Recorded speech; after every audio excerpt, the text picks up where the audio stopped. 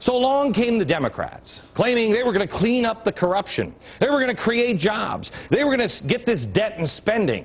Remember, because that's what you want. Jobs, debt and spending, in control, national security. You want to be safe. If there's somebody corrupt, you want jail time. Got it?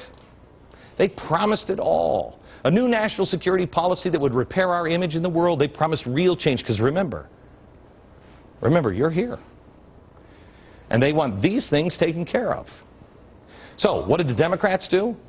Well, we went from a small government to a bigger government.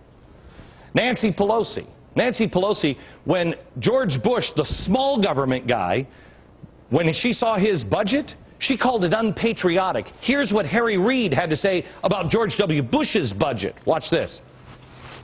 The deterioration of the federal government's finances is the direct result of the misguided priorities of this administration and this rubber-stamping Republican Congress. These deficits have resulted in an unprecedented and dangerous borrowing spree. Total debt during this spree has grown by trillions of dollars. Now, that is when George Bush was, it's not recent, that's when George Bush was there.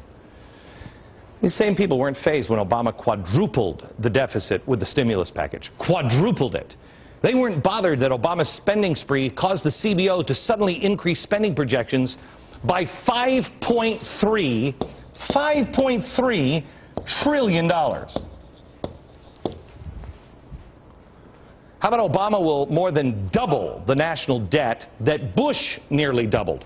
He doubled it, and he's going to double it again. It's like a contest between these two. National security, this administration botched the handling of the underpants guy. They've handcuffed our troops by banning interrogation methods that actually get results. They want to give terrorists lawyers and try them in American courts. Vice President Joe Biden apparently thinks the terrorists suddenly love us. Watch this. Look, let me put it this way. The idea of there being a massive attack in the United States like 9/11 is unlikely, in my view. Okay. Hope you're right. Then we have this. I mean, we got a president, here's the Emperor of Japan, and here's the mayor of Tampa. He bows to everybody. Then he does this. He gets books from dictators. I love this. He just wants to have a normal conversation with the people. So he takes this book. This is an anti-American book, rocketed to #1 after this. Oh, thank you so much for the book. I'll read it. Then he also wants to have tea with this guy. Yeah, Iranian President Mahmoud Ahmadinejad. This guy's a 12er. Not a 912er, a 12er. You know, you got the media going after the 912ers. Yeah, because they're crazy, they're dangerous. Not this 12er. A 12er in the Middle East means that you're looking for the 12th Imam. It's a radical 12er. They were so radical, they were banned by the Ayatollah Khomeini for being cuckoo.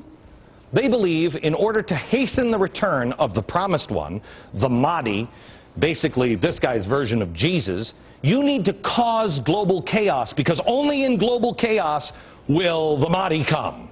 So they believe that by blowing stuff up and starting wars and having global bloodshed, the promised one will come sooner. Oh yeah, let's have tea. Then we go to corruption. Chris Dodd got sweetheart deals from Countrywide. Remember, he was on the banking committees that helped create the housing collapse. Charlie Rangel skipped out on millions in taxes. He's the guy supposed to write the taxes, and the guy who's enforcing the tax code through the IRS, Tim Geithner, yeah, he couldn't figure out TurboTax. So we got the corruption thing. Even more corruption. Oh, and how about the trip to Copenhagen? 2 nights and a hotel room. Cost $4,406 per person. You try to spend $2,200 on one hotel room in one night.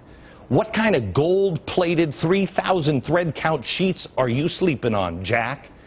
Is this what you in Washington call belt-tightening during the tough economic times? Then you have William J. Jefferson, bribery. Americans were told that the stimulus bill needed right away, otherwise we're in danger, the whole thing can collapse. You remember that? A year later, how much have they spent of the stimulus package? How much have they spent? 1/3. Why? What are you doing with the extra 2/3? I told you weeks ago, the money is not meant to help anything, no jobs, nothing. It's going to help Democrats get reelected. Mark my words. Look it up. 1934. It's a FDR trick.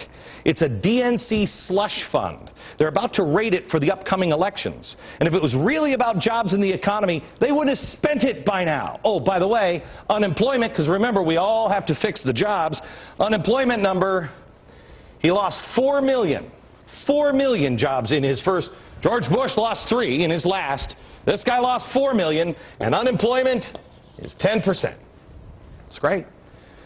So the Democrats have given us what? Really, the same thing, just more of it, right? And now the GOP is coming out of the woodwork. They're saying, remember us? We love small government. Really? Really? You think?